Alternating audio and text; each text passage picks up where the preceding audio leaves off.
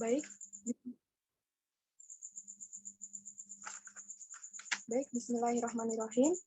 Assalamualaikum warahmatullahi wabarakatuh.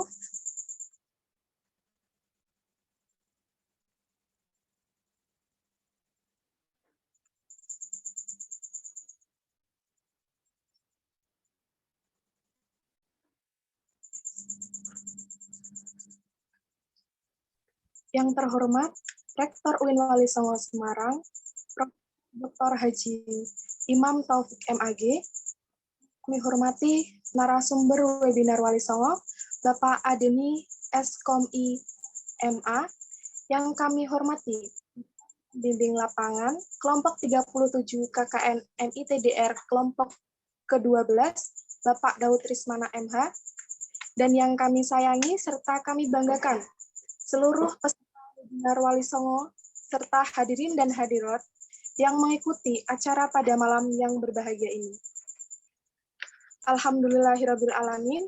Wassalatu wassalamu ala asrofil anbiya'i wal mursalin sayyidina Muhammadin wa ala alihi wa ajmain. Rabbi shrahli sadri wa yassirli amri wahlul 'uqdatam min yafqahu qawli amma ba'du. Puji syukur alhamdulillah malah senantiasa kita panjatkan kehadirat Allah Subhanahu wa taala atas nikmat taufik, hidayah dan iman pada kita semua. Sehingga pada hari ini kita bisa berkumpul dalam virtual Zoom di webinar Wali Songo tanpa ada rintangan suatu apapun. Salawat dan salam mudah-mudahan senantiasa tercurahkan pada junjungan kita Nabi Agung Muhammad SAW yang telah menunjukkan kita jalan serta terhindar dari jalur yang sesat dan gelap gulita. Berkat beliau, kita ada pada jalur yang benar dan diridhoi. Perkenalkan, saya Aulia Najlatul Rizkiyah selaku moderator. Izinkan kami untuk membacakan susunan acara pada malam hari ini sebagai berikut. Acara yang pertama, pembukaan. 2. Sambutan DPL kelompok 37 KKN MITDR ke-12. Dilanjut penyampaian materi oleh narasumber. Selanjutnya, sesi tanya-jawab. Acara yang kelima, closing statement. Acara yang keenam, dokumentasi. Acara doa, dan acara yang terakhir penutup. Acara yang pertama, marilah kita buka acara pada malam hari dengan bersama membaca basmalah. Bismillahirrahmanirrahim. Acara yang selanjutnya, sambutan oleh DPL kelompok 37 KKN MITDR ke-12 kepada Bapak Daud Rismana, kami persilahkan. Baik, terima kasih.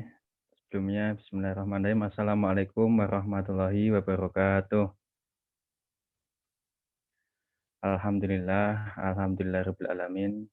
Wa binasta'inu amma watin wassalatu wassalamu ala asrofil anbiya'i wal mursalin sayyidina wa Muhammadin wa ala alihi wa sahbihi ajmain amma ba'd. Yang saya hormati Mas Adeni MA. Mohon maaf gelarnya itu apa enggak kurang ya? Itu harusnya ditambah itu, Mas. Kandidat doktornya belum tercantum itu. Ya, nanti bisa disematkan itu. Ya, siap. Ya, sekaligus sebagai doa supaya segera selesai itu disertasinya itu. Siap. Ya, Mas Adeni sekaligus sebagai narasumber pemateri pada webinar pada kesempatan hari ini. Kemudian yang saya banggakan para peserta KKN MIT DR yang ke-12 kelompok 37 sekaligus panitia kegiatan yang dikoordinator oleh Mas Zulfikar dan kawan-kawan, serta para hadirin peserta webinar yang tidak saya dapat sebutkan satu persatu by name, dan dimanapun berada. Pertama-tama marilah kita panjatkan puji syukur kehadirat Allah Subhanahu wa taala yang telah melimpahkan rahmat, hidayah, serta inahnya pada kita semua sehingga kita masih dapat melaksanakan kegiatan webinar dalam keadaan sehat walafiat. Amin Allahumma amin. Selanjutnya, sholawat serta salam senantiasa tercurah kepada junjungan kita Nabi Agung Muhammad Rasulullah SAW yang senantiasa kita nantikan syafaatnya besok di yaumul qiyamah. Amin Allahumma amin. Selanjutnya, pada kesempatan yang berbahagia ini, yang pertama yang ingin saya sampaikan, saya mengucapkan banyak terima kasih kepada para panitia terutama yang telah berusaha berupaya keras dalam mempersiapkan segala sesuatunya sehingga kegiatan webinar ini dapat berjalan dengan lancar. Dan saja harapannya semoga kegiatan ini dapat terlaksana sampai akhir tanpa ada halangan suatu apapun. Kemudian selanjutnya tema webinar kali ini yaitu mengenai menjiwai peran dalam kehidupan mahasiswa. Yang tentu saja nanti pasti akan diuraikan berbagai macam hal oleh narasumber kita. Karena pasti tidak asing bagi kita dengan nama Wali Songo. Kemudian bagaimana peran Wali Songo ini terhadap kehidupan mahasiswa. Nanti akan disampaikan banyak hal dan pasti sangat menarik tentu saja ulasan yang akan dikupas tuntas oleh narasumber kita. Dan saja harapan saya semoga semua para peserta pun dapat mengikuti dengan hikmah dan tentu saja sampai akhir kegiatan. Karena nanti setelah pemaparan materi akan ada diskusi tanya jawab. Jadi jika memang ada yang ingin ditanyakan, ingin disampaikan, atau ingin berdiskusi, nanti harus diikuti sampai akhir.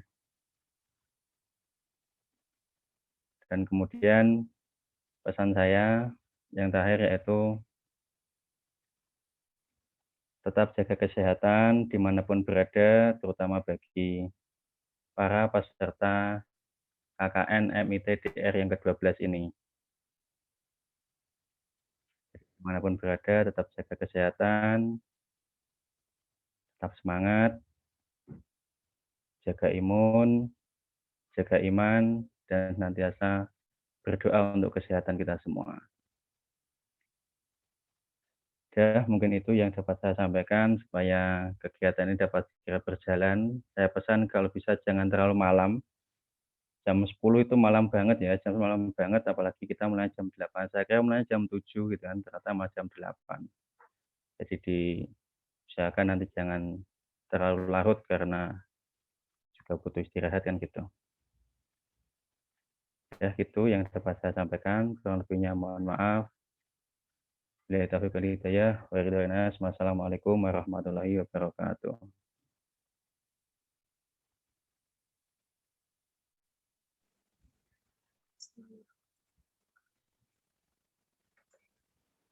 Terima kasih kepada Bapak Daud Trismana atas sambutan yang telah diberikan.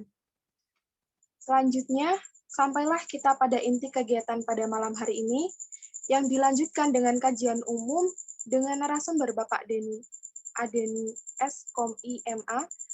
Sebelum menyampaikan materi ini dimulai, izinkan saya untuk membacakan CV terlebih dahulu. Nama Adeni, tempat tanggal lahir di Bringkul, Jambi, 20 Januari tahun 1991, alamat Jalan Tugu Lapangan, Tambak Aji Ngalian, nomor HP 081 380 862322. Email adeni@walisongo.ac.id. Riwayat pendidikan SD Negeri 81 Beringin Singgul Jambi, MP di Pondok Pesantren Al-Mujahadah Merangin Jambi, dan SMA di Pondok Pesantren Al-Mujahadah Merangin Jambi. Dilanjut Pondok Pesantren Lirboyo Kediri Jawa Timur, Dafadil Course di Pare Kediri, S1 jurusan Komunikasi dan Penyiaran Islam di IAIN Sultan Toha Saifuddin Jambi, S2 jurusan Islamic Communication and Media di Universitas Hidayatullah Ciputat Jakarta, dan Course of 5DS Thinking Program Universitas Üsküdar Istanbul Turki. Riwayat pekerjaan dosen di Fakultas Dakwah dan Komunikasi Songo Semarang, dosen part-time di Fakultas Ilmu Komunikasi Universitas Pancasila, dosen Fakultas Dakwah dan Komunikasi Hidayatullah Jakarta, dan asisten profesor di mata komunikasi di UIN Syarif Hidayatullah Jakarta. Langsung saja, mari kita dengarkan secara seksama penyampaian materi menjiwai peran Wali Songo dalam kehidupan mahasiswa kepada Bapak Adeni. Kami persilahkan. Oke, halo. Kedengaran ya suara saya? Fikar yang lain. Oke. Langsung saja ya. Bismillahirrahmanirrahim. Assalamualaikum warahmatullahi wabarakatuh. Bismillahirrahmanirrahim. Alhamdulillahirabbil alamin. Wassalatu wassalamu ala habibina Muhammadin khairul mursalin wa ala alihi wa ashabihi wa man tabi'a risalatahu ila yaumiddin wa ba'du. Pertama-tama saya ucapkan terima kasih yang sebesar-besarnya sekaligus yang saya hormati, saya muliakan Bapak Dr. Daud Trismana ya, selaku ketua DPL ya, selaku DPL untuk kelompok 13 ini. Kemudian yang saya banggakan teman-teman semua kelompok KKL 37 ya Mas ya, kelompok KKN 37 yang berbahagia semuanya. Tentu semua teman-teman yang hadir pada malam hari yang berbahagia dan penuh barokah ini yang nggak bisa saya sebut satu persatu namanya.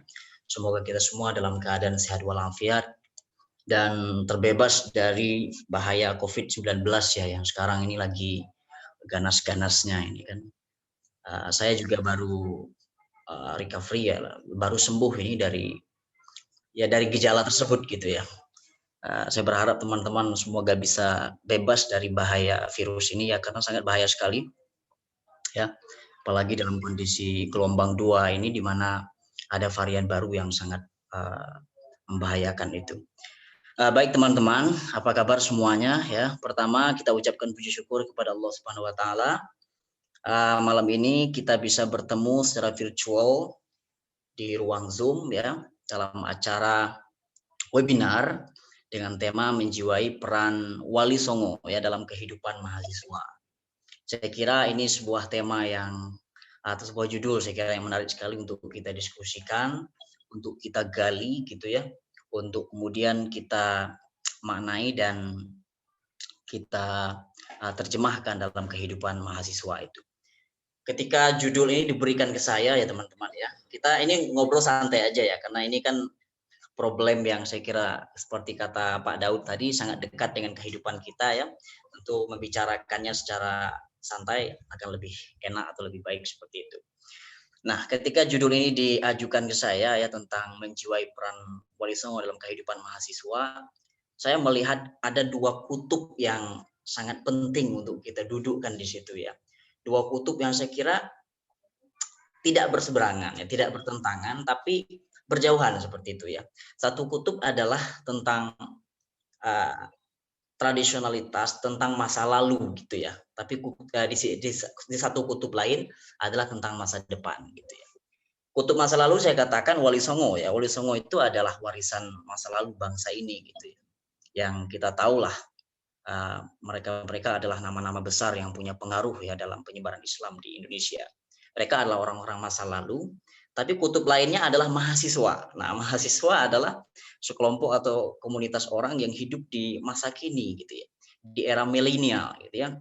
Di era digital, di era teknologi gitu ya. Di era yang penuh dengan berbagai macam kemajuan ya yang menjadi ciri dari kemajuan peradaban itu sendiri gitu ya.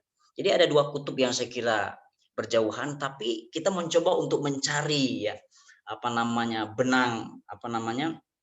mencari titik temu ya, mencari nilai-nilai ya, bahasanya lebih sederhananya mencari nilai-nilai yang ada pada Wali Songo ya, values yang ada pada kehidupan Wali Songo untuk kemudian kita tarik dalam konteks zaman sekarang gitu untuk kehidupan mahasiswa seperti itu. Jadi ketika kita bicara tentang menjiwai peran Wali Songo dalam kehidupan mahasiswa, artinya kita mencoba untuk memahami ya, menghayati gitu ya, kemudian menginternalisasikan nilai-nilai ya, moral-moral, etis-etis yang ada pada Wali Songo itu ke dalam jiwa kita, ke dalam diri kita, ke dalam pribadi kita, yang kemudian nilai-nilai itu membentuk sebuah satu pikiran, satu gagasan ya, kemudian juga membentuk kepribadian untuk kemudian ya dapat kita implementasikan dalam kehidupan kita sehari-hari di tengah globalisasi saat ini. Saya kira itu maksud dari judul menjiwai peran Wali Songo dalam kehidupan mahasiswa. Oke teman-teman, saya sejatinya sudah menyiapkan PPT ya, tapi PPT-nya saya kira tidak perlu saya share di screen ya, nanti sekiranya penting saya share, tapi tepatnya saya akan mencoba menyampaikannya secara tertib saja ya, secara santai, secara oral saja, biar terlihat lebih santai. Kalau pakai PPT itu terlihat formal sekali seperti itu. Oke teman-teman ya, bicara Wali Songo ya, tentu perlu kita pertegas terlebih dahulu, kita tidak ingin membahas satu persatu tokoh-tokoh tersebut ya. Yang jelas teman-teman saya yakin dan percaya sudah tahu ya siapa-siapa beliau ya. Wali itu ya itu bahasa Arab, wali itu sendiri, wali itu bahasa Arab ya, atau jamaknya itu aulia Allah gitu ya, para waliullah gitu ya, orang-orang yang dekat dengan Allah, orang yang punya pengalaman spiritual rohani yang sangat tinggi, yang kemudian merasakan kedekatannya dengan Allah Subhanahu wa taala. Para wali itu sendiri bahasa Arab, Songo itu bahasa Jawa, kalau digabung itu ya wali 9, ada 9 orang yang berperan ya dalam konteks ini seperti itu.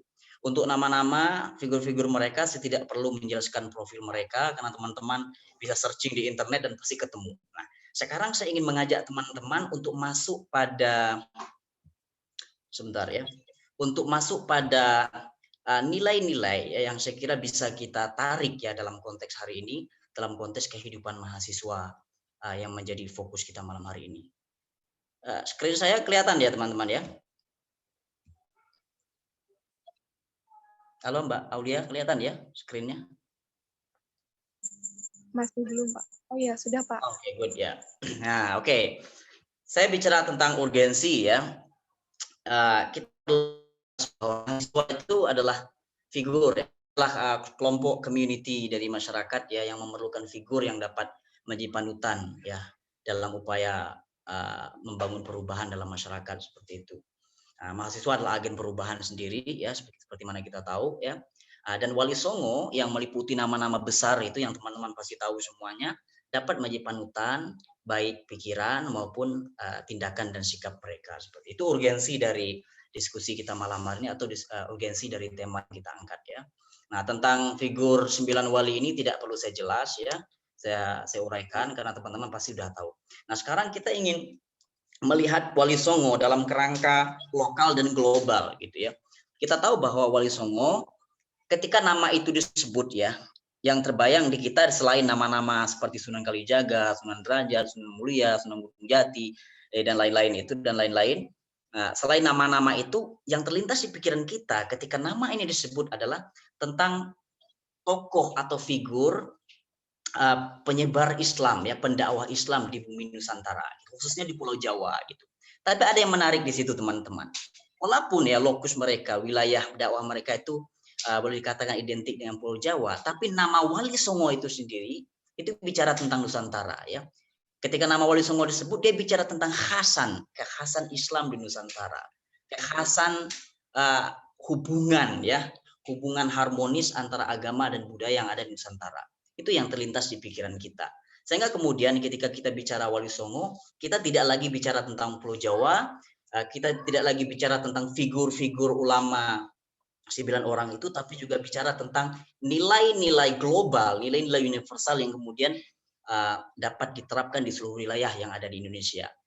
Islam yang dibawa oleh Wali Songo itulah Islam yang sampai hari ini menjadi ciri dominan ya dari keislaman masyarakat Nusantara ya. Saya kira kita tidak ada perdebatan lah di situ, mau itu NU atau Muhammadiyah ya. Pasti punya, kalau ditarik jauh ke belakang pasti punya nilai-nilai yang bisa disangkutkan dengan perjuangan-perjuangan para wali itu. Itu bisa kita telusuri dalam sejarahnya seperti itu teman-teman. Nah, oke teman-teman. Jadi tegasnya adalah bahwa bicara Wali Songo, kita tidak hanya bicara tentang nama-nama figur itu, tapi tentang bagaimana peran mereka dalam mengislamkan bumi ini.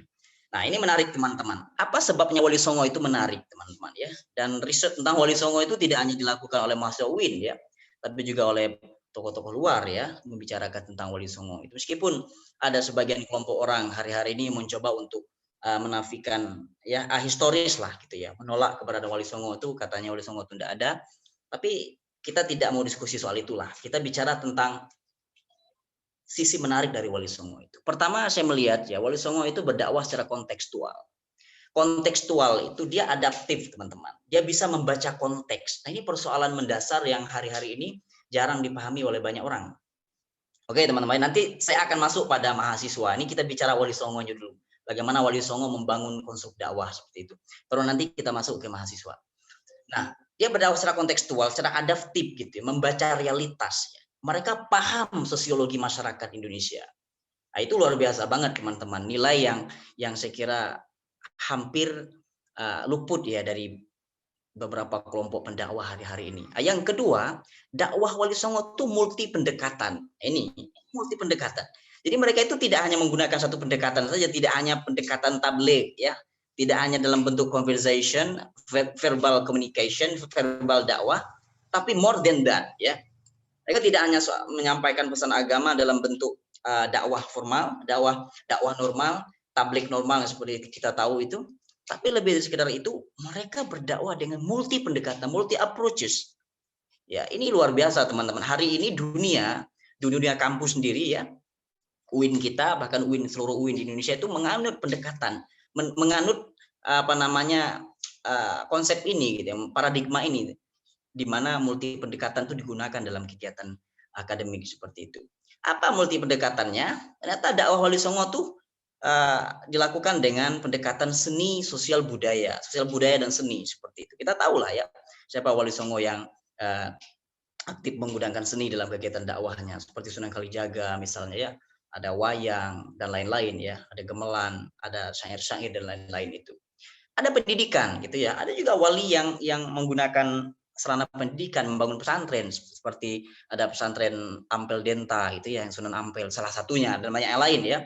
Mereka berdakwah dengan lewat lembaga pendidikan gitu. Jadi sosial budaya seni ya, lewat jalur pendidikan. Kemudian pendekatan politik, ini penting teman-teman ya. Politik itu menarik. Jadi ada tokoh-tokoh wali itu yang juga selain mereka itu tokoh agama ya, pendakwah, juga tokoh politik gitu. Tokoh politik perlu digarisbawahi, bukan politik kotor ya, tapi mereka menjadikan politik itu sebagai sarana ya, sebagai instrumen ya, untuk untuk melakukan islamisasi di masyarakat seperti itu. Ini poin menariknya saya kira aja. Kita hari-hari ini muncul sebuah statement ulama kok ikut politik, ya itu tidak boleh muncul sebenarnya dalam pikiran kita. Ulama itu ikut politik untuk kemudian memberikan kontribusi besar dengan mewujudkan politik moral ya, politik bermoral itu, apalagi moral yang berbasis pada Islam, itu penting. Itu diajarkan oleh Wali Songo, dikasih contoh oleh Wali Songo. Kemudian bisnis perdagangan, para wali itu mereka bukan orang yang malas, etos kerjanya sangat luar biasa, teman-teman ya. Para wali itu bukan orang yang meminta-minta ke orang lain, bukan hanya orang yang fokus di masjid, zikir-zikir saja, tidak. Bukan hanya orang yang bisa jalan di atas air, bisa terbang, tidak. Ternyata wali itu juga punya bisnis, punya perdagangan, gitu ya. Bahkan ada sunan seperti Derajat ya, yang memang beliau itu sangat perhatian dengan fakir miskin, gitu ya, kepada yatim piatu dan orang-orang yang lemah. Bagaimana mereka bisa perhatian ke fakir miskin kalau bukan mereka orang yang punya kelebihan rezeki seperti itu? Itu menunjukkan bahwa mereka punya usaha, punya dalam bahasa kekiniannya ya bisnis lah gitu ya, punya market kegiatan market yang luar biasa. Itu wali. Itu diwariskan wali ke kita. Kemudian apa lagi? Ini sudah saya jelaskan, perhatian pada kaum yang lemah, pemberdayaan sosial. Hari-hari ini kan isu pemberdayaan sosial menjadi isu sentral dalam bidang agama ya. Kita melihat bahwa gerakan-gerakan keagamaan besar seperti NU dan Muhammadiyah dan yang lain-lain lah. Mereka kan sekarang coba lihat tidak hanya bergerak dalam bidang agama tok, tapi juga bergerak dalam pemberdayaan sosial ya. Bagaimana agama itu tidak hanya dimaknai sebagai theological oriented dalam pengertian normatif, tapi juga theological oriented yang dimaknai secara sosial, yang kemudian kita sebut dengan teologi sosial gitu ya. Itu luar biasa teman-teman. Nah, apa yang membuat para wali bisa seperti itu? Saya ingin menegaskan yang membuat para wali bisa melakukan multi pendekatan itu adalah keterbukaan pikiran dan sikap. Ini penting teman-teman. Saya menggunakan istilah keterbukaan, bukan kebebasan. Ini menarik ya. Saya gunakan istilah keterbukaan, open minded, bukan kebebasan. Sebab kalau kebebasan tuh bebas, itu ujung-ujungnya bablas. Nah, kalau bebas ujung-ujungnya bablas itu kadang tuh nabrak sana sini kan. Batasannya kadang jadi kabur. Tapi kalau keterbukaan itu beda sama bebas. Terbuka artinya orang terbuka, membuka pikirannya terhadap realitas ya, membuka pikirannya dengan hal-hal baru. Seperti yang kita kenal bahwa al-akhdhu bil jadil aslah ya, wal akhdhu an muhafadzah 'alal qadimi shalih wal akhdhu bil jadil aslah ya, yang sering kali kita dengar itu menjaga yang lama yang baik, kemudian kalau ada yang lebih baik yang baru ya kita ambil, kita adopsi seperti itu. Itu keterbukaan berpikir. Keterbukaan berpikir itu kemampuan untuk menyeleksi gitu ya, kemampuan untuk menyeleksi setiap stimulus ya, setiap fakta-fakta, setiap objek-objek yang ada di sekelilingnya untuk kemudian dipilah mana yang sesuai dengan ajaran Islam dan mana yang tidak. Itu keterbukaan berpikir. Jadi saya tidak menggunakan kata bebas ya teman, tapi menggunakan terbuka.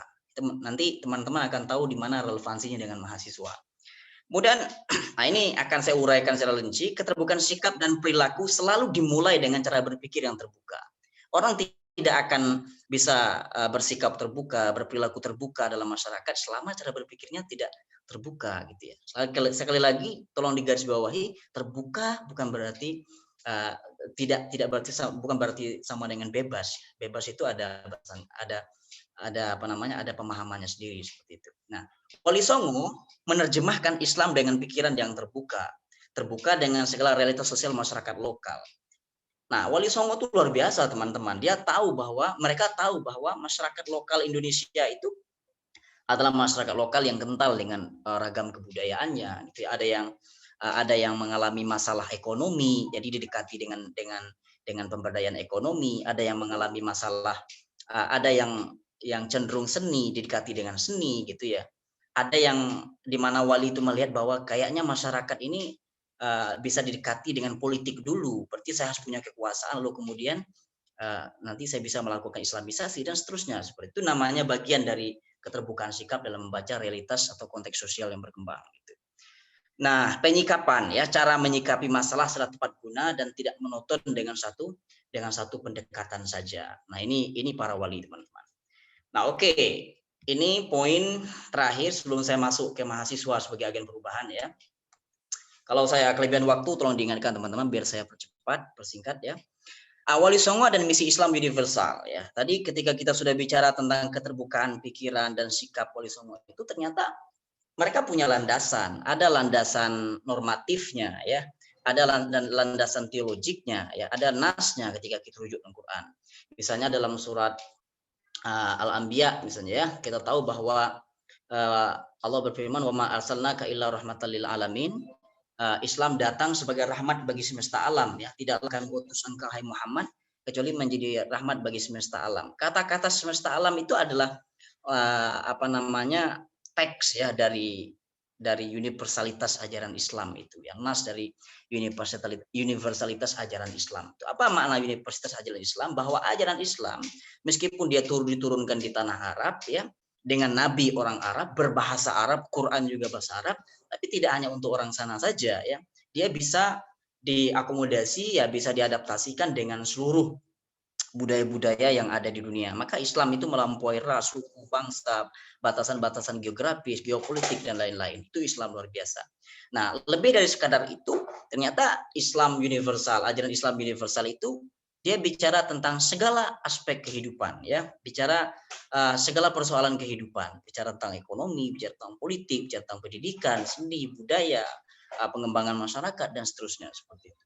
Nah, sikap adaptif Wali Songo dengan realitas lokal adalah bukti pemahaman mereka terhadap universalitas ajaran Islam itu. Nah, ini menarik teman-teman, ya. Nanti teman-teman boleh bertanya lah soal ini kalau mau bertanya-tanya berkaitan dengan lokalitas tidak diberangus tapi dikembangkan menjadi lebih baik sehingga terberdayakan.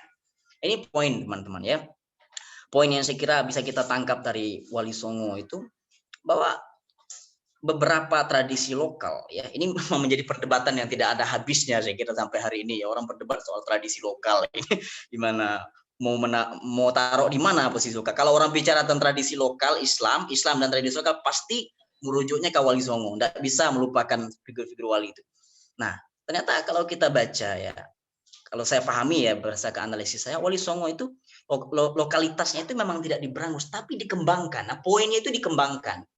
Teman-temannya saya garis bawahi di sini, dikembangkan. Nah, ini teman-teman saya garis bawahi dan saya merah juga, saya kasih merah dan saya italik gitu, ya. Tidak diberangus tapi dikembangkan. Dikembangkan kan banyak bentuknya, ya. Dikembangkan menjadi lebih baik dengan nilai-nilai Islam, dikembangkan menjadi lebih sempurna, atau dikembangkan disesuaikan dengan perubahan-perubahan yang terjadi seperti itu. Jadi sebenarnya tradisi-tradisi warisan para Wali Songo itu kita jangan sampai terjebak pada perdebatan apakah ini halal haram gitu, ya. Mestinya kita harus berpikir bagaimana tradisi ini biar lebih baik, ya, biar lebih ma'ruf, ya, biar lebih diakomodir oleh semua kelompok seperti itu, ya, sehingga kemudian posisinya menjadi baik di mata semua orang seperti itu, ya. Oke teman-teman. Kemudian ini kita masuk mahasiswa. Dari semua nilai-nilai, ya, pikiran, sikap, perilaku Wali Songo yang penuh keterbukaan tadi, ya, menjunjung tinggi nilai-nilai universalitas Islam, ya, kita sampai pada variabel mahasiswa sebagai agen perubahan, ya. Mahasiswa itu sebagai agen perubahan, dia adalah representasi masyarakat dalam melakukan perubahan, ya. Bukan berarti orang non mahasiswa tidak bisa melakukan perubahan, tidak.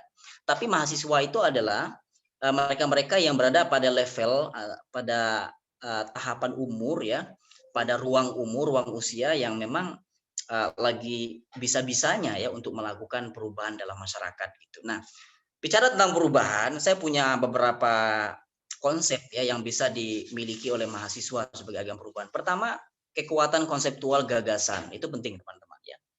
Ini yang kemarin saya jelaskan ke teman-teman.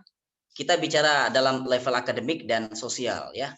Nah, level akademiknya di sini, mahasiswa itu sebelum terjun melakukan perubahan real di masyarakat harus jelas dulu konsep gagasannya seperti apa gitu.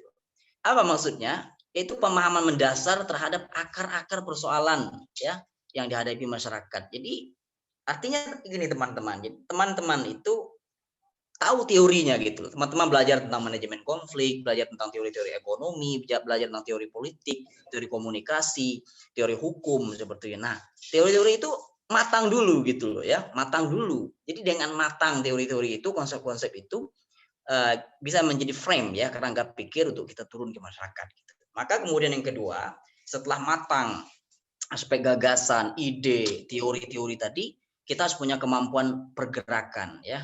Ini berkaitan dengan aktivisme sosial, ya, yang saya maksudkan sebagai penerjemahan pikiran akademik ke dalam upaya perubahan sosial yang real seperti itu. Nah ini teman-teman. Jadi teman-teman mulai misalnya kalau sudah belajar di kelas tentang manajemen konflik, coba deh teori-teori manajemen konflik yang teman-teman pelajari di kelas itu coba dibawa ke ranah sosial real. Kira-kira cara menyelesaikan konflik dan teori ini gimana sih? Kalau belajar hukum misalnya, gimana teori hukum ini dibawa ke ranah sosial ataupun teori ekonomi dan lain-lain gitu ya. Itu.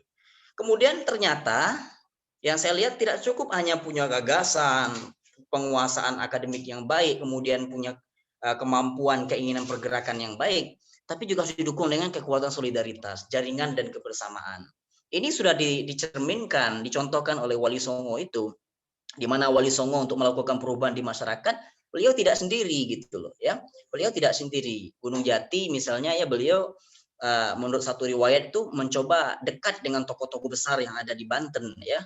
Tokoh-tokoh pembesar yang berpengaruh di Banten, tokoh-tokoh politik dalam hal ini untuk kemudian bisa dekat punya jaringan dengan tokoh-tokoh itu sehingga melakukan islamisasi di masyarakat sangat mudah gitu. Itu ajaran Wali Songo banget gitu ya. Nah, konseptual sudah punya konsep yang baik, punya keinginan pergerakan yang tinggi, solidaritas juga, punya jaringan dan kebersamaan yang tinggi juga. Tapi terakhir ini yang paling penting, kekuatan kanalisasi. Itu punya kanal, teman-teman. Kanal tuh kayak channel gitu ya. Pemanfaatan teknologi media. Hari-hari ini ide kita tuh akan tenggelam ya. Kita itu suara kita tuh akan tenggelam dengan sendirinya, nggak bisa melakukan perubahan apapun kalau tidak bisa adaptasi dengan kemajuan media. Maka media sosial bisa digunakan untuk melakukan proses kanalisasi ide teman-teman itu. Ini penting teman-teman ya. Itu sudah dicontohkan oleh para wali sendiri bagaimana mereka memanfaatkan media-media wayang ya, media-media syair misalnya untuk kepentingan dakwah ya. Itu dilakukan oleh para wali Songo. Oke teman-teman. Nah, oleh karena itu secara singkat saja saya jelaskan aspek ini.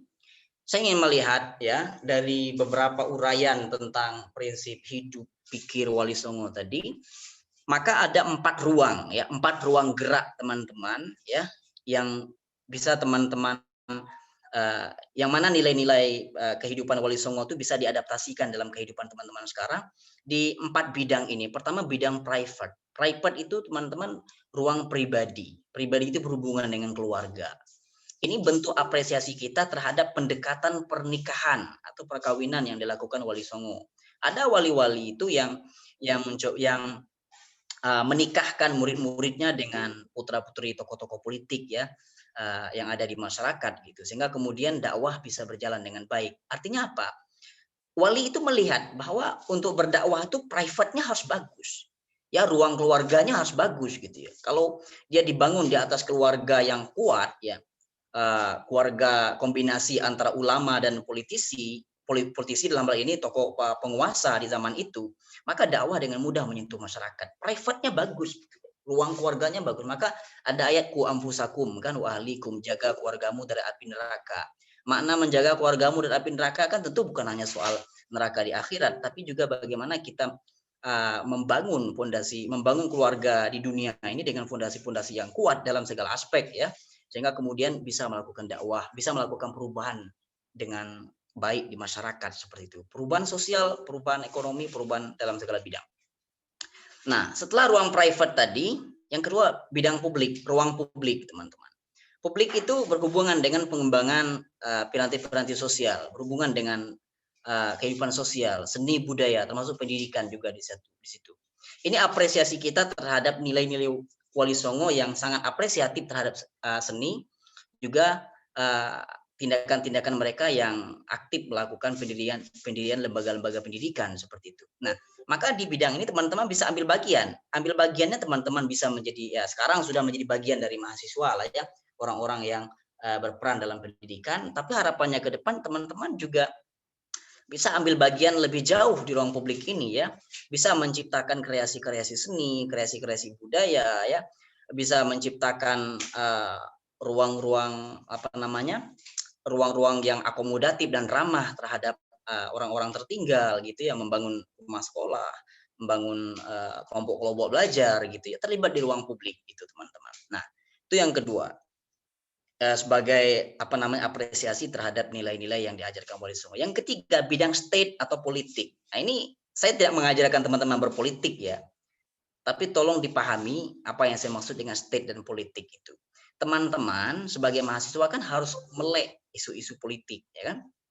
Isu politik bukan berarti ikut politik praktis, ikut partai, terus ikut apa namanya kelompok-kelompok perusak, enggak begitu maksudnya. Melek dengan isu politik itu apa? Teman-teman tuh punya literasi politik, political literasi istilahnya. Penting political literasi itu. Sebab hari-hari ini teman-teman, kalau teman-teman tidak melek dengan isu-isu politik ya, teman-teman tuh ya kayak jadi mahasiswa hambar gitu loh. Hambar banget. Apalagi sekarang itu hampir semua kontestasi yang terjadi di negeri ini, semua isu, semua persoalan yang terjadi di negeri ini ada kaitannya dengan politik. Itu luar biasa teman-teman ya. Hukum ada kaitannya dengan politik, ekonomi ada kaitan dengan politik ya. Seni budaya pun juga ada kaitan dengan politik ya. Coba lihat teman-teman, bagaimana para artis juga ikut-ikutan politik itu kan perlu kacamata politik itu melihat itu. Nah teman-teman, yang saya maksud dengan ambil bagian di bidang politik ini, teman-teman bisa mengembangkan satu pikiran politik, kritik konstruktif terhadap jalannya penyelenggaraan negara. Ini sebagai bentuk apresiasi kita terhadap kegiatan Wali Songo yang juga ambil bagian di bidang politik untuk melakukan perubahan gitu teman-teman. Jadi tolong dicatat baik-baik, jangan pula nanti setelah webinar, wah Bapak itu ngajar yang nggak benar, nyuruh kami berpolitik, ikut partai, tidak. Yang saya maksud itu teman-teman punya kemampuan literasi yang baik ya dengan isu-isu politik yang berkembang hari ini, karena itu berhubungan dengan kelangsungan hidup kita, kelangsungan masyarakat kita, kelangsungan bangsa dan negara kita seperti itu. Teman-teman harus melek di situ. Nah, kemudian yang terakhir, ini menarik teman-teman, bidang market. Ini teorinya, ini teori civil society yang saya coba kembangkan di sini ya. Bidang market itu bidang pasar. Pasar itu yang saya jelaskan tadi berhubungan dengan usaha, etos kerja gitu ya. Maka teman-teman bisa melakukan pengembangan pikiran dan praktek usaha ya, etos kerja yang baik gitu. Ini bentuk apresiasi kita terhadap pendekatan perdagangan ya yang dilakukan Wali Songo ya. Para wali itu dalam berdakwah seperti yang saya katakan tadi ya, mereka tidak hanya berdakwah saja. Sunan Gresik misalnya juga punya toko, itu yang lewat toko itu dia jual bahan-bahan yang bisa yang dia jual bahan-bahan yang bisa di komoditi-komoditi yang bisa dibeli orang seperti itu. Itu luar biasa teman-teman. Nah teman-teman harus ambil bagian di bidang market ini, meskipun untuk dalam jangka pendek ya, di mana teman-teman masih mahasiswa ini mungkin tidak bisa melakukan aspek ini gitu ya. Tapi nilai-nilai Wali Songo itu yang berhubungan dengan pendekatan bisnis, pendekatan etos kerja tadi, itu bisa teman-teman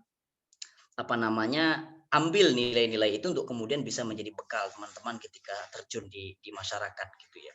Apalagi hari-hari ini bicara tentang etos kerja ya teman-teman ya. Bicara tentang etos kerja, kita harus katakan bahwa salah satu penyebab runtuhnya satu bangsa, penyebab ketertinggalan kita itu ya berkaitan dengan etos kerja yang itu tadi. Kalau kita punya etos kerja yang buruk ya, maka kita ya akan tertinggal gitu ya. Nah ini perlu dikembangkan.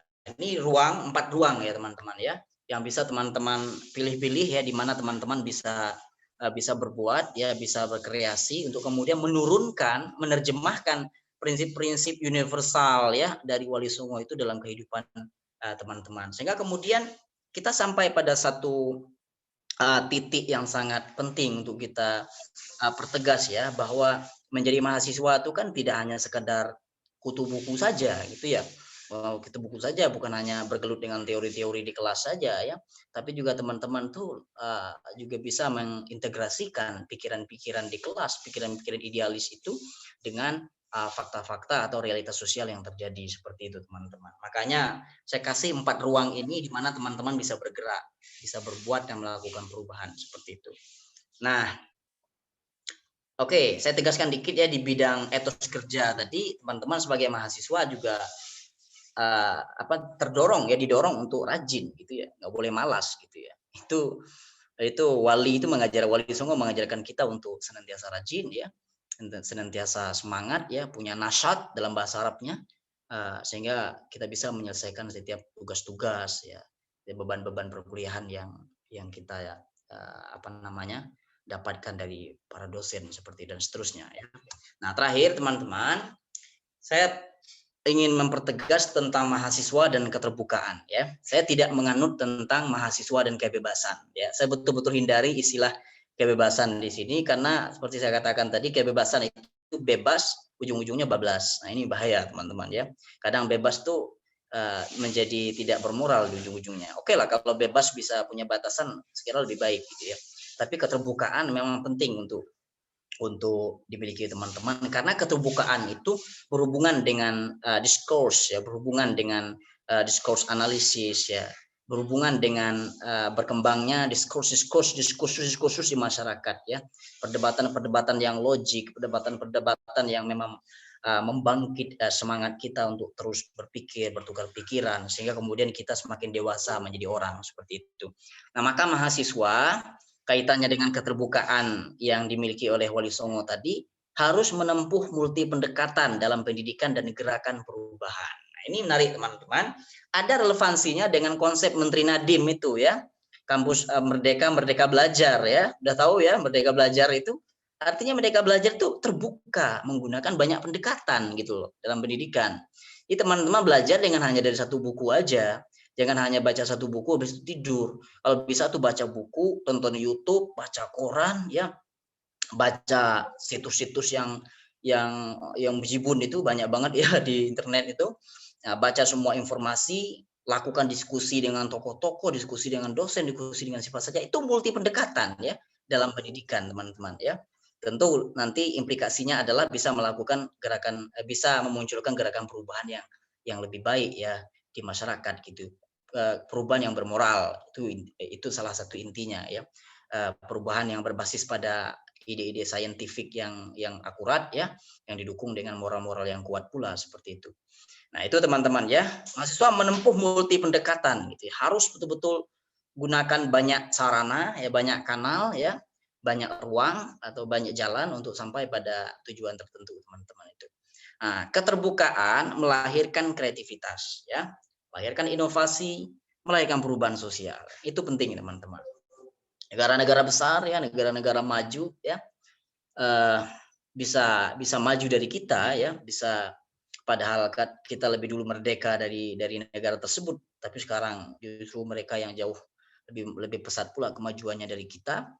Itu salah satunya karena ada keterbukaan tadi, keterbukaan dengan segala sarana yang bisa mengantar pada perubahan itu ya, lahirlah kreativitas gitu ya.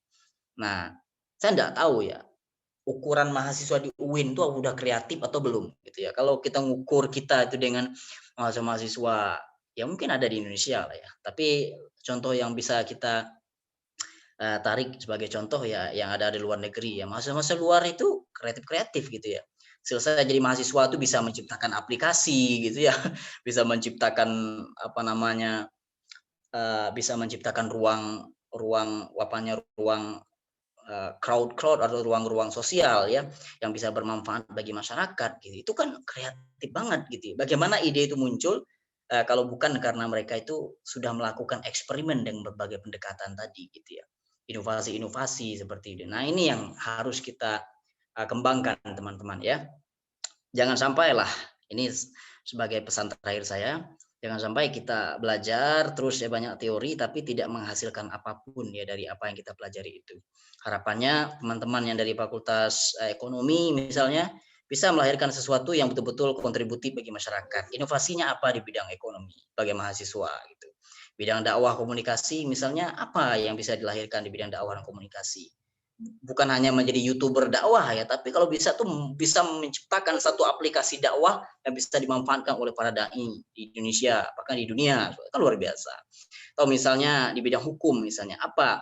Ya mungkin agak menghayal masih baru mahasiswa kok udah mikir kreativitas inovasi ya. Justru kalau kita tidak punya mimpi dari sekarang, apa yang mungkin bisa kita lakukan gitu ya. Kemudian dari masuk hukum, apa mungkin inovasi di bidang hukum, kontribusi hukum yang bisa teman-teman berikan ke dalam kehidupan sosial masyarakat dan seterusnya gitu ya. Sosial, politik ya, FISIP atau mungkin di bidang sains, natural sciences ya, fisika bagaimana, biologi bagaimana dan seterusnya seperti itu.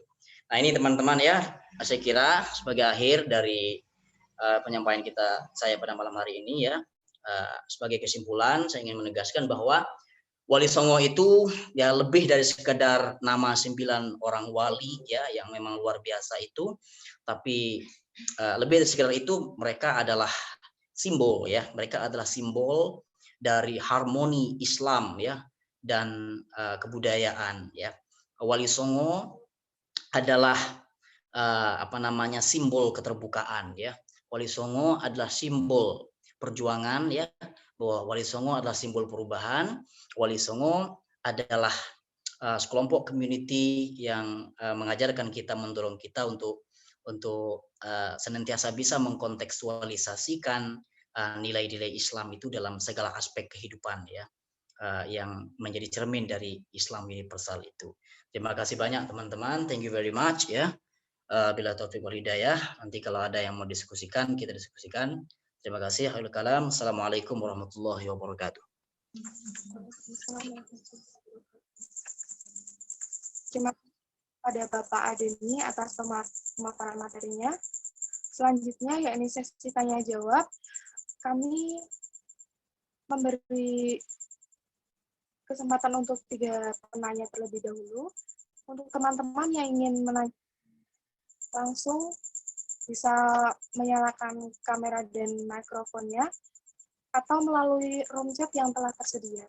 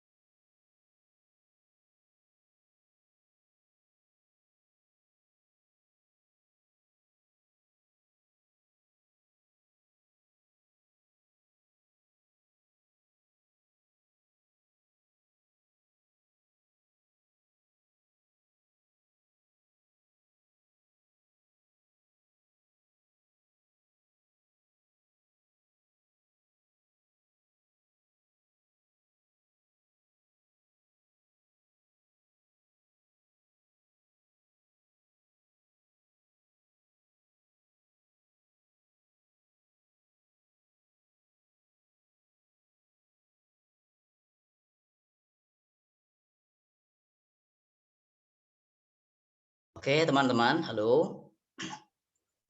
Oke, baik teman-teman ya. Saya coba, ini kan bahasanya ketua KKN kemarin, siapa namanya itu Mas Zulfikar? Memantik ya, memantik diskusi. Oke lah, ini saya coba ajak teman-teman berdiskusi ya, biar kayaknya pada tidur, saya nggak tahu ini.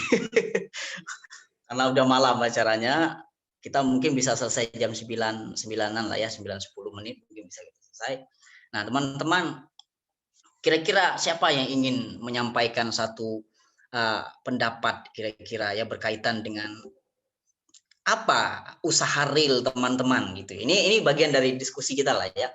Apa usaha real teman-teman, atau mungkin pikiran-pikiran yang mengarah pada kontribusi real dalam masyarakat sebagai mahasiswa yang bisa teman-teman lakukan ya dalam upaya menjiwai Wali Songo ini. Mungkin dari Zulfikar barangkali bisa memberikan semacam pikirannya atau yang lain dan lain-lain ya. Banyak di sini teman-teman yang hebat-hebat. Monggo silakan, kita berdiskusi saja gitu. Nanti mungkin ada ide-ide yang menarik dari teman-teman, bisa jadi masukan saya juga gitu ya, untuk bisa menjadi rujukan kita kan dalam mendiskusikan peran wali ini dalam kehidupan kita sebagai mahasiswa. Bagaimana teman-teman? Silakan.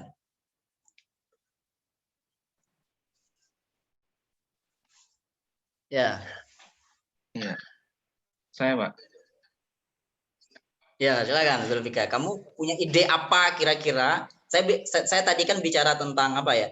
Tentang mahasiswa itu bisa menarik nilai-nilai Wali Songo dalam kehidupannya untuk pikiran yang kontributif bagi perubahan sosial. Kan mahasiswa kan agen perubahan. Nah, kira-kira kamu punya ide apa yang real kira-kira yang bisa direalisasikan? Ya, mungkin ya sedikit ingin mengungkapkan pendapat saya terkait peran mahasiswa itu sesuai dengan Wali Songo ya. Jika kita dengar tadi penyampaian Pak Adin itu kan peran Wali Songo ketika ini ya masa lalu ya, masa tradisional itu kan kebanyakan itu kan masuknya ke ranah-ranah sosial masyarakat, entah itu dari seni budaya entah itu dari apa namanya market, entah itu bidang usaha dan lain sebagainya. Itu luas sekali. Nah, apa namanya, dan konteksnya dengan mahasiswa hingga kini, apalagi mahasiswa sekarang kan mahasiswa kebanyakan kan masuknya ke generasi Z, yang mana generasi Z ini generasi yang tidak bisa lepas dari gawai, ya. Dan saya pun juga sudah merasakan hal itu. Nah, mungkin mahasiswa ataupun apa namanya masyarakat muda pada masa kini itu bisa terjun untuk apa namanya untuk menjiwai peran Malesonga itu dengan hidup secara bermasyarakat secara nyata. Kan mungkin saya agak menyampingkan apa namanya kehidup masyarakat internet atau netizen. Apa namanya, kita harus menjiwai masyarakat, terjun ke masyarakat secara leluasa. Nah, dari situ nantinya setiap mahasiswa bisa menyampaikan atau bisa mengaplikasikan setiap apa yang ia miliki untuk masyarakat tersebut. Misalnya dalam hal ini kan mungkin saya di Fakultas Dakwah, ya, Fakultas Dakwah dan Komunikasi, kami di sana itu mungkin sering apa namanya diajarkan ataupun dibudayakan terkait literasi media ataupun penggunaan media dan lain sebagainya. Hal ini bisa dilakukan apa namanya, bisa aplikasikan ke dalam masyarakat, bagaimana pemanfaatan media ini di ranah masyarakat umum. Apalagi di Indonesia ini kan literasi tentang media atau pemahaman tentang media itu masih tergolong kurang, ya. Jadi media cuma dibuat apa namanya, dibuat berita ataupun media cuma dibuat anak muda itu dibuat media sosial, game dan lain sebagainya. Nah, ini bagaimana mahasiswa itu bisa mengajak masyarakat yang masih menganggap bahwasanya media sosial ini hanya sebatas gawai, sebatas hiburan, bisa memanfaatkan hal itu dengan mungkin bisa mengambil makna mengambil nilai-nilainya, nilai-nilai keislaman ataupun nilai dakwahnya daripada media-media tersebut. Dan begitupun dengan lain sebagainya, dengan apa namanya, dengan basic-basic lainnya. Misalnya di apa namanya, orang yang memiliki basic psikologi, bagaimana dia bisa mengaplikasikan apa namanya basicnya itu untuk masyarakat di sekelilingnya ataupun masyarakat secara luas. Nah, dari situ setelah sudah apa namanya, sudah menjangkau seluruh bidang di dalam masyarakat nyata itu, insya Allah nantinya apa namanya, masyarakat ini akan bisa berkehidupan secara atau bisa terwujud Islam yang sebenar-benarnya, seperti itu, Pak.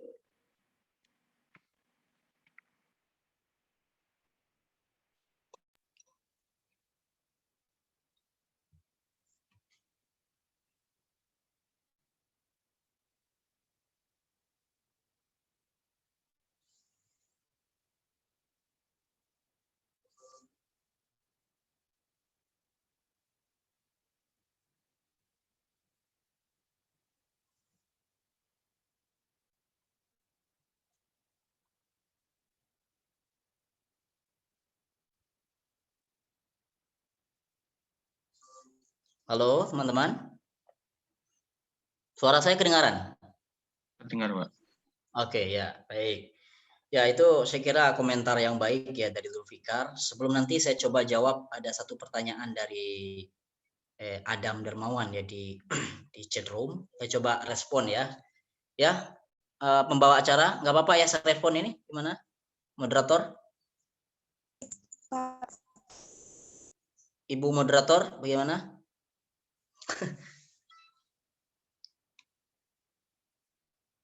Kalau diizinkan saya merespon semua, kembali ke ibu moderatornya, bagaimana kira-kira ini?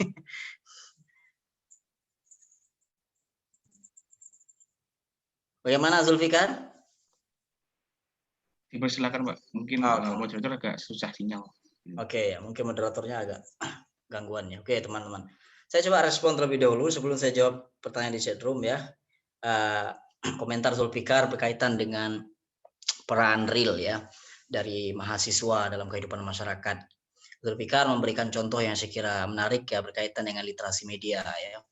bicara tentang media sosial, bagaimana media sosial itu bukan hanya sekedar gawe, bukan hanya sekedar sarana ya untuk komunikasi, tapi lebih sekedar itu dia punya manfaat yang luar biasa dalam masyarakat gitu ya. Kalau itu bisa dimanfaatkan dengan sebaik-baiknya. Nah, saya mencoba menarik karena kita bicara tentang Wali Songo ya. Saya mencoba menarik diskusi tentang media baru hari-hari ini dalam contohnya itu seperti Facebook, YouTube, Instagram, termasuk Twitter dan lain-lain itu. Saya mencoba menariknya dengan prinsip-prinsip bermedia dari Wali Songo sendiri ya. Yang itu bisa menjadi prinsip literasi media juga di masyarakat gitu ya. Nah, Wali Songo itu saya menulis artikel teman-teman ya. Saya menulis artikel tentang Wali Songo. Kemarin itu judul artikelnya begini. Belajar media Islam dari wayang Sunan Kalijaga, sebuah inspirasi untuk new media. Itu saya tulis artikel singkat tentang itu. Dalam artikel itu paling tidak saya memberikan beberapa statement ya berkaitan dengan hubungan perkembangan media hari ini dengan nilai-nilai yang diajarkan oleh Sunan Kalijaga. Wayang itu kan media ya teman-teman ya, bolehlah dikatakan media tradisional. Walaupun itu media tradisional, tapi nilai-nilai bermedia dari Sunan Kalijaga itu dengan memanfaatkan wayang tadi itu bisa diterapkan dalam kehidupan bermedia hari ini seperti itu ya. Misalnya saya katakan dalam artikel itu Wali Songo itu tidak melakukan arabisasi media ya. Wali Songo itu tidak menyebut istilah wayang Islami gitu ya, atau wayang Islami atau wayang Qurani, tidak menyebut begitu gitu ya. Saya menduga dengan keras gitu, menduga dengan sangat yakin ya, dengan ketinggian keyakinan ya bahwa Wali Songo Sunan Kalijaga ini levelnya tinggi gitu ya. Beliau tahu ya bahwa yang ingin disasarnya itu adalah nilai-nilai keislaman tadi, tapi beliau tidak melakukan arabisasi, melakukan stigma melakukan labelisasi Islam pada medianya. Wayang aja, wayang kulit ya, wayang saja, tapi tidak disebut istilah wayang Islami atau wayang Quran. Itu luar biasa. Itu nilai itu bisa diterapkan hari-hari ini. Yang kedua, saya di artikel itu mengatakan begini teman-teman. Media yang dikembangkan Wali Songo itu wayang Kalijaga tadi berbasis pada tren dan kecenderungan publik di masyarakat gitu ya. Nah, ini menarik teman-teman yang kadang luput dari orang sekarang gitu ya, berbasis pada tren yang berkembang di masyarakat. Hari-hari ini misalnya orang menggunakan TikTok, suka gunakan TikTok ya, suka cenderung menggunakan YouTube untuk berdakwah, untuk bermedia lah. Coba lihat orang kalau gunakan TikTok tuh kayaknya dunia milik mereka aja gitu ya. Nah, sebenarnya kan kita harus masuk dalam tren itu sebenarnya. Bisa gunakan tren itu untuk menyampaikan kebenaran ya. Nah, itu contoh bermedia yang baik dari semua. Itu yang kedua, sesuai dengan tren masyarakat. Yang ketiga, menekankan aspek substantif dan kegunaan media. Jadi Wali Songo itu tidak bicara soal wayangnya, dia nggak bicara soal nomenklatur wayangnya itu ya, aspek material dari wayang itu, tapi beliau bicara tentang substantif dan kegunaan. Nah inilah yang saya kira bisa menjadi salah satu pikiran ya buat statement Zulfikar tadi berkaitan dengan kegunaan media baru itu ya. Wali Songo itu bicara wayang enggak seperti yang saya katakan tadi, tidak bicara material wayang itu, tapi substansinya, bicara kegunaannya gitu. Artinya selama itu digunakan untuk kepentingan-kepentingan yang baik, kepentingan-kepentingan yang membawa perubahan masyarakat ke arah yang lebih baik ya, untuk menyebarkan pesan-pesan kedamaian ya, pesan-pesan yang meneduhkan ya, apalagi di musim COVID-19 sekarang ya, menyebarkan informasi COVID bukan lagi informasi-informasi yang berubah menjadi infodemik ya. Pandemik sama infodemik itu mirip-mirip aja teman-teman. Kadang orang meninggal dunia bukan karena pandemik tapi infodemiknya gitu, itu bahaya. Karena informasi-informasi negatif yang beredar tentang pandemi itu bahaya. Maka oleh karena itu teman-teman bisa menggunakan media itu untuk kepentingan-kepentingan yang mengarah pada perbaikan-perbaikan sosial, perbaikan-perbaikan masyarakat secara lebih luas seperti itu. Nah, soal kegunaan teman-teman ya. Nah, dari aspek inilah kemudian saya kira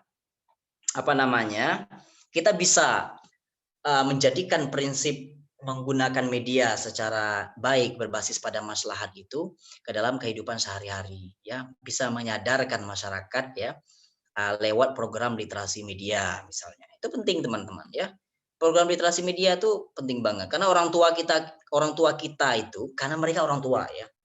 Dalam studi literasi media, tak kasih tahu teman-teman, dalam studi literasi media, salah satu kelompok rentan dengan konten-konten media itu adalah orang tua. Itu salah satunya.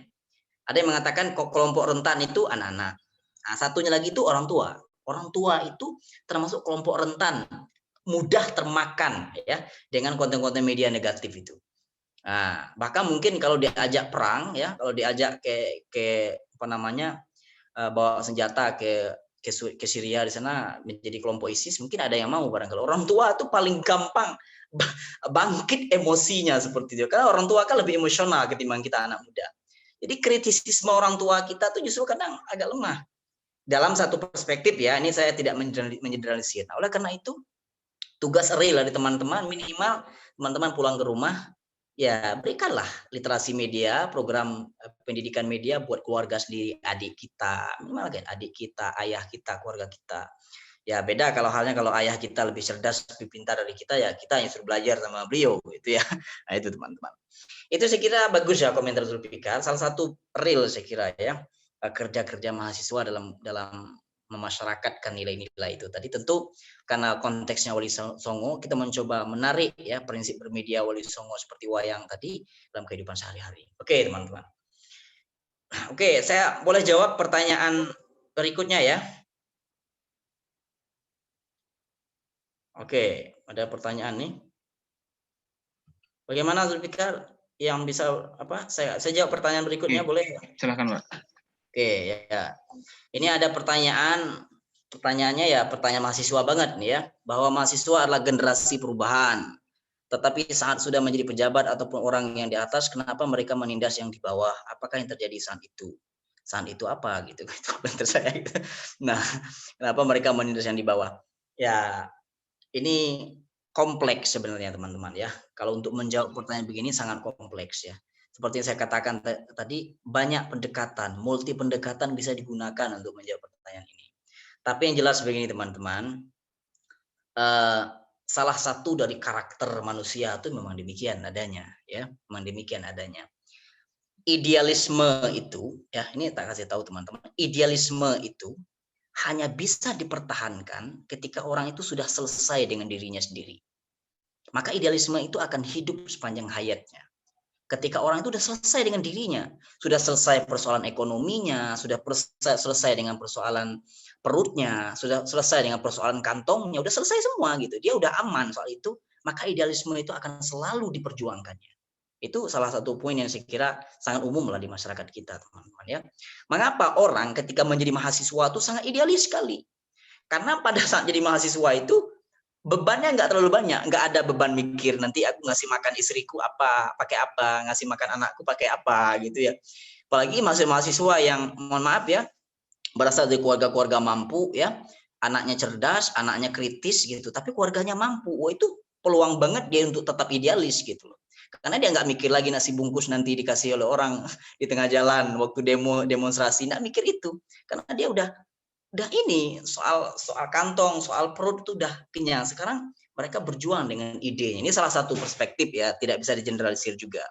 Maka kemudian orang-orang yang tidak selesai dengan dirinya, tidak selesai dengan urusan kantong, urusan perutnya, sehingga kemudian ketika dia apa namanya menjabat misalnya ya dia tidak segan-segan melakukan tindakan-tindakan yang korup seperti corruption dalam hal ini ya, tindakan-tindakan penindasan ya yang merugikan orang lah seperti itu, sehingga kemudian idealismenya dulu ketika menjadi aktivis mahasiswa itu menjadi hilang. Itu satu perspektif teman-teman ya. Tapi dalam perspektif lain juga, kalau kita ingin menjustifikasi orang seperti itu juga tidak bisa ya. Mereka akan menjawab seperti ini ya teman-teman. Kacamata yang digunakan sudah beda katanya. Nah, coba kita lihat aktivis-aktivis 98 yang reformasi ketika itu ya. Yang mohon maaf ya kita bicara tentang reformasi menurunkan apa namanya rezim otoritarianisme Harto pada masa itu ya. Hari-hari ini ada juga yang idealismenya itu malah tidak ini kan, tidak bertahan gitu.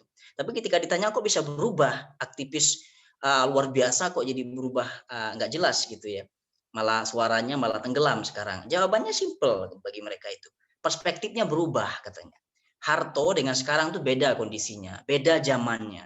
Nah, kacamata yang digunakan hari-hari ini sangat kompleks, sehingga kemudian mereka dulu idealisme dalam pengertian dulu dengan idealisme dalam pengertian sekarang juga berbeda.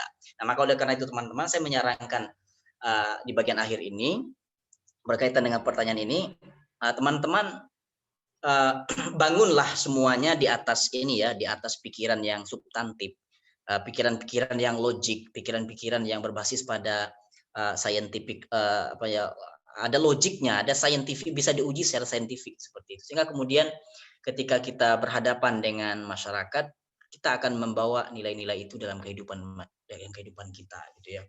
Nah, makanya menjadi mahasiswa, ilmu pengetahuan itu didukung dengan kekuatan moral juga ya. Orang yang punya ilmu bagus, punya idealisme ilmu bagus, tapi tidak punya moral yang kuat ya, dia juga akan berbelok nantinya gitu. Oke teman-teman ya. Oke, saya jawab pertanyaan terakhir ya dari teman-teman ini. Saya kira ini pertanyaan terakhir ya, terakhir karena habis ini kita bisa close ya. Terima kasih untuk pertanyaannya. Yang bertanya ini siapa ini? Roizul Fahmi. Pertanyaan adalah bagaimana hukumnya mengajarkan sesuatu ilmu yang ia dapat? Apa ini? Apa pertanyaan ini? Suatu ilmu yang ia dapat kepada masyarakat sedangkan niatnya agar ia dipuji oleh orang lain. Karena pada dasarnya ia sendiri sudah menjalankan amar ma'ruf, mengajak merekrut kebaikan.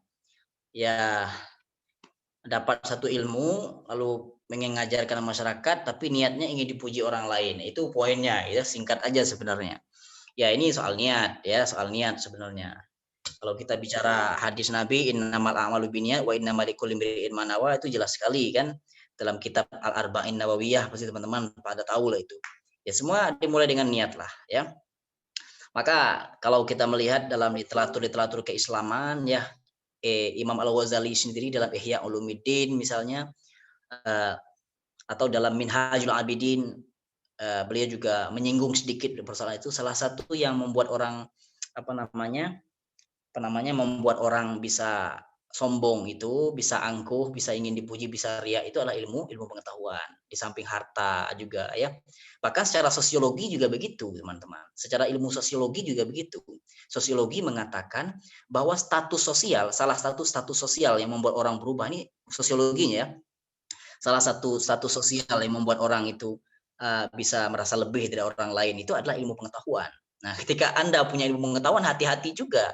Karena punya ilmu pengetahuan itu bukan berarti teman-teman langsung yarfa'illahu allazina amanu darajat, langsung dapat derajat tinggi ya. Tidak, makanya dalam Quran yarfa'illahu allazina amanu minkum walladzina utul ilma darajat, itu kan ilmu dihubungkan dengan iman. Nah, itu pentingnya teman-teman. Ilmu itu kolaborasinya sama iman. Orang yang punya ilmu yang tidak ada basis imannya, dia akan menyombongkan ilmu pengetahuan itu dan pengen menjadi pujian dengan ilmu pengetahuan itu. Maka Quran surat Al-Mujadilah itu mengajarkan kita, Allah akan angkat derajat orang beriman dan orang berilmu. Ilmu imannya mantap, ilmunya kuat. Jadi dia tidak menyombongkan ilmu pengetahuan itu gitu loh. Dia menjadikan ilmu pengetahuan itu justru sebagai sarana untuk mendekatkan diri kepada Allah. Maka Al-Ghazali mengatakan, menyinggung sebuah ungkapan yang menarik dalam kitabnya itu, yang menurut sebagian ulama itu hadis, menyatakan itu hadis ya, bahwa orang yang baik itu adalah orang yang bertambah ilmunya tapi juga bertambah kedekatannya dengan Allah ya. Sementara orang yang buruk itu orang yang bertambah ilmunya tapi makin bu'dan minallahi ta'ala, itu kan something wrong ya dalam perkara menuntut ilmu. Itu teman-teman ya. Ya, jangan minta dipuji lah, tapi minimal kalau ada niat amar ma'rufnya, saya kira amar ma'rufnya sampai ya. Amar ma'rufnya sampai, minimal dia sudah berbuat ya. Sudah berbuat, tapi niat ingin dipuji tadi ya memang tidak selalu baik ya untuk dipertahankan. Itu bisa diminimalisir seiring dengan perjalanan waktu. Oke. Ini ada lagi pertanyaan terakhir ya. Saya kira cukup ini terakhir ya teman-teman ya. Ini terakhir dari Dwi Oktarini. Habis itu kita close. Saya kembalikan ke moderator nanti. Pertanyaannya adalah, salah satu bentuk pendekatan Wali Songo kepada masyarakat adalah keterbukaan. Gimana cara kita mengasah sikap keterbukaan open-minded dalam memahami sudut pandang orang lain? Terkadang ketika bersikap open-minded kita merasa nggak nyaman karena menerima kenyataan yang terkadang nggak sesuai dengan keinginan kita. Saya belajar komunikasi ya teman-teman ya. Dalam ilmu komunikasi itu ada satu konsep atau satu ilmu, satu cabang ilmu komunikasi yang disebut dengan intercultural communication, ya, komunikasi intercultural. Salah satu turunan dari banyak konsep dalam dalam komunikasi antar budaya itu adalah understanding, gitu ya, tentang bagaimana kita menjalin bisa memahami apa yang orang lain pahami, seperti itu. Nah, ini tadi berhubungan dengan open minded, ya. Pertanyaan tadi apa? Bagaimana cara mengasah ya keterbukaan pikiran, ya, agar pikiran kita terbuka, ya, dalam memahami sudut pandang orang lain. Itulah tadi yang saya kaitkan dengan pemahaman tadi. Sebenarnya penyebab kita jadi minder, ya, tidak bisa bertukar pikiran dengan orang lain itu, yaitu tadi karena kita itu tidak melihat orang lain itu sebagaimana dia, tapi kita melihat orang lain itu sebagaimana kita. Ini problemnya. Jadi tokoh-tokoh komunikasi antar budaya mengatakan begitu. Anda ketika ingin berkomunikasi sama orang, ingin menyampaikan satu pikiran dengan orang lain, atau ingin membantah satu pikiran orang lain, gunakanlah prinsip itu. Lihat orang lain sebagaimana orang itu. Jangan melihat orang lain sebagaimana kita. Itu understanding, teman-teman. Itu persoalan understanding. Pemahaman kita terhadap orang lain. Kita bisa memahami orang lain secara utuh ketika kita memosisikan orang lain sebagaimana dia. Nah, persoalannya kadang kita maksain kehendak. Kita jelas orang itu dia beda aliran sama kita, gitu ya, alirannya beda sama kita, tapi kita ngotot pendapat kita yang paling benar, gitu. Bahkan sampai pula kita kafir-kafirin pula orang itu karena beda dari kita. Itu bahaya. Karena kita melihat kebenaran itu dari sisi kita. Kita tidak mencoba untuk memosisikan orang lain itu pada posisi orang yang punya pikiran juga yang harus kita hargai, seperti itu. Maka untuk melahirkan, mengasah keterbukaan pikiran tadi adalah perlu ini, teman-teman, ya, perlu latihan, betul ya. Perlu latihan. Makanya orang dalam studi komunikasi antar budaya itu, pemahaman antar kebudayaan, antar perbedaan itu ada trainingnya, ada latihannya. Ketika kita bertemu orang baru, ya, tes aja sekali-kali. Ketika kita bertemu orang baru, ya, orang yang baru kita kenal dari budaya yang berbeda, dari tradisi yang berbeda, dari mazhab yang berbeda, dari aliran yang berbeda, coba kita ajak berdiskusi dengan pikiran terbuka. Berikan dia ruang untuk berbicara. Nanti pelan-pelan kita pahami apa yang dia pahami, kita dalami, kita telusuri, nanti kita tahu akan dapat titik temunya, gitu ya, bahwa apa yang dibicarakan orang itu tidak sepenuhnya salah. Ada titik benarnya yang kemudian bisa disesuaikan dengan kebenaran yang kita miliki, seperti itu. Jadi memang perlu latihan, teman-teman. Kemudian untuk mengasah keterbukaan berpikir itu banyak-banyaklah membaca, teman-teman, ya. Perbanyak bacaan, perbanyak analisis, perbanyak referensi. Jangan hanya membaca satu sumber referensi, itu bahaya. Ketika kita membaca satu sumber referensi, pasti kita tertutup, ya. Kita akan eksklusif cara berpikirnya. Orang yang inklusif berpikirnya itu terbuka cara berpikirnya adalah orang yang baca ribuan referensi, banyak sumber yang dia baca. Jadi kemudian ketika discuss sama orang, ketika berinteraksi, berdiskusi sama orang dengan orang yang berbeda pemahaman, kita bisa melihat, oh, orang ini pada posisi ini, orang ini pada level ini. Sehingga kita tidak ribut, ya, hanya karena perbedaan tadi. Nah, oleh karena itu, teman-teman, pesan saya terakhir, ya, jadilah orang-orang yang open minded, ya, orang-orang yang terbuka cara pikirnya, terbuka sikapnya, kepribadiannya, merujuk pada sikap, pikiran, tindak tanduk yang diajarkan oleh Wali Songo itu, sehingga kemudian kita bisa menjadi mahasiswa yang bisa melahirkan kreativitas ke depannya, seperti itu. Ini penting, ya, buat kita semua. Saya kira itu, teman-teman, ya, yang bisa saya sampaikan, yang bisa saya respon dari pertanyaan-pertanyaan teman-teman. Mohon maaf kalau saya terlalu banyak bicara, ya.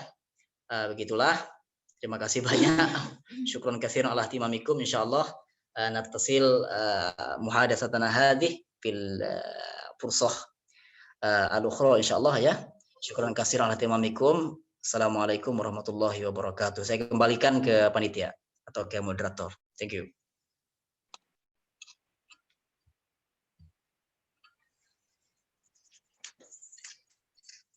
Alhamdulillah, pertanyaan telah terjawab semua. Terima kasih Bapak atas penjelasan jawabannya. Dari pemaparan materi yang telah disampaikan, dalam menjiwa dan kehidupan mahasiswa. Pikiran yang terbuka, Islam datang tentang alam, dan Islam mengajarkan ajaran yang universal. Mahasiswa peran Wali Songo dalam kehidupan, dengan pikiran dan praktik usaha, etos kerja yang baik, merupakan apresiasi terhadap pendekatan dagang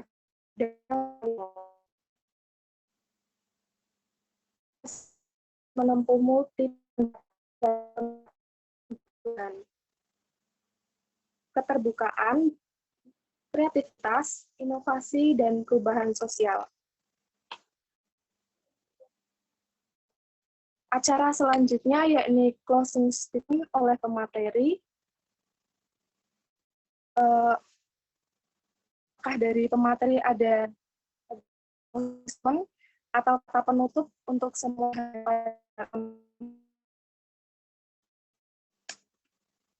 Oke, closing statement ya, Zulfikar ya. Saya nggak terlalu mendengar suaranya putus-putus. Ya, Oke, baik teman. Ya, singkat saja closing statement, nama aja statement closing statement ya. Singkat saja. Yang jelas intinya Wali Songo itu adalah figur yang luar biasa, tokoh-tokoh besar ya, yang bukan hanya sekedar nama yang ada dalam catatan-catatan historis kita ya, tapi beliau adalah simbol peradaban, simbol perubahan ya, simbol keterbukaan, simbol aktualisasi dari ajaran-ajaran Islam itu yang walaupun konteksnya lokal Indonesia, tapi prinsip-prinsip universal mereka, prinsip-prinsip keterbukaan mereka bisa ditarik atau bisa dikontekstualisasikan dalam ranah global yang kemudian bisa diglobalisasikan ke seluruh dunia, seperti mana kita hidup, seperti ruang di mana kita hidup sekarang ini. Sekira itu teman-teman, terima kasih banyak. Demikian, Assalamualaikum warahmatullahi wabarakatuh. Terima kasih Bapak. Dokumentasi, sesi ini saya serahkan kepada operator, kepadanya.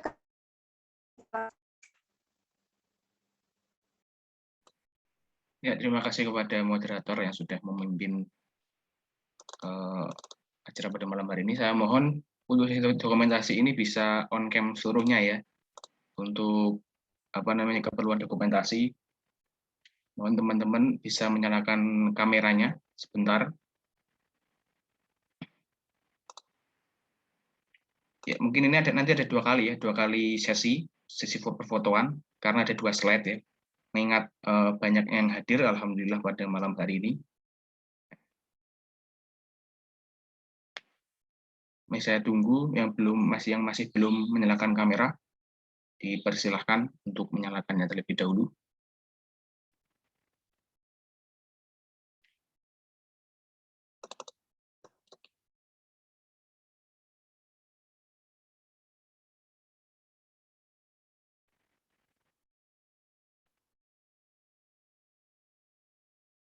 Oke, sudah ya.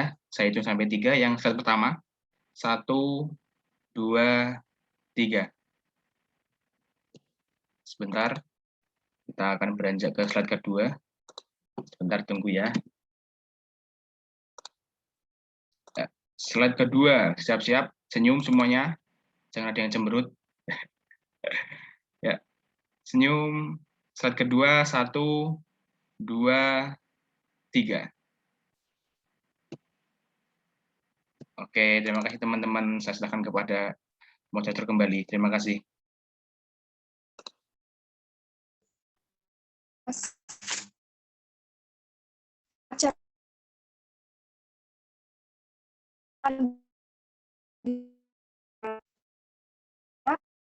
Adanya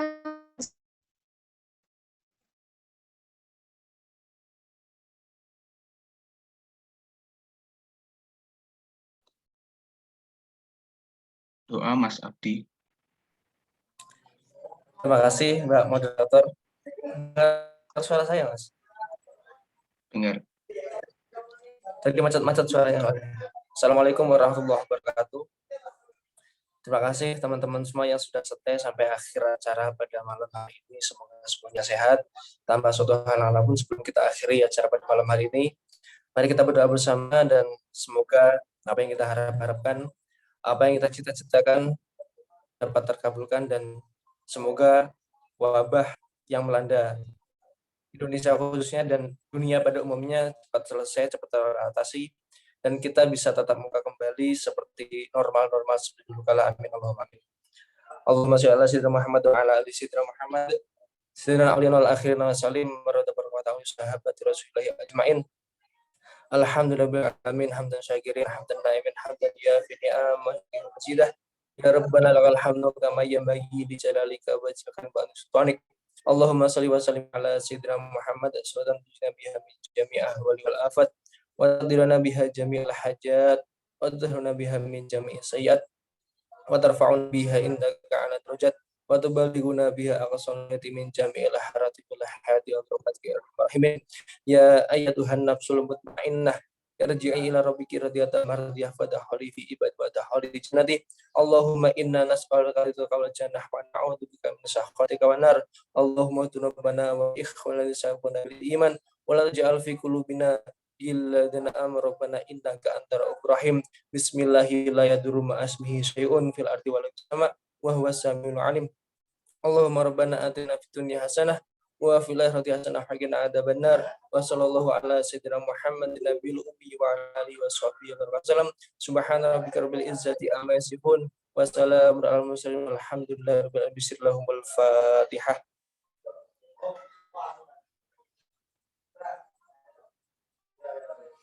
Terima kasih. Dari saya cukup sekian. Saya kembalikan ke Mbak Moderator. Assalamualaikum warahmatullahi wabarakatuh. Waalaikumsalam warahmatullahi wabarakatuh. Terima kasih Mas Abi yang telah memimpin doa pada malam hari ini. Acara yang terakhir yaitu penutup. Marilah kita tutup acara pada malam hari ini dengan bersama membaca hamdalah. Alhamdulillahirabbil alamin. Saya selaku moderator mohon maaf jika ada terdapat salah dalam ucapan dan perbuatan saya pada malam hari ini. Saya pamit undur diri. Billahi taufik wal hidayah. Wassalamualaikum warahmatullahi wabarakatuh. Waalaikumsalam warahmatullahi wabarakatuh. Terima kasih Pak Adeni, Pak Daud yang sudah rawuh pada malam hari ini. Mohon maaf ganggu waktu malamnya, Pak. Makasih sudah memberi manfaat kepada teman-teman semuanya. Teman-teman jangan lupa ya absen di di Zoom Meet-nya. Sudah bisa absennya. Belum absen silakan absen. Saya pamit dulu ya. Oh iya Pak. Mas Ya, Daud. Pak. Mas Daud. Ya.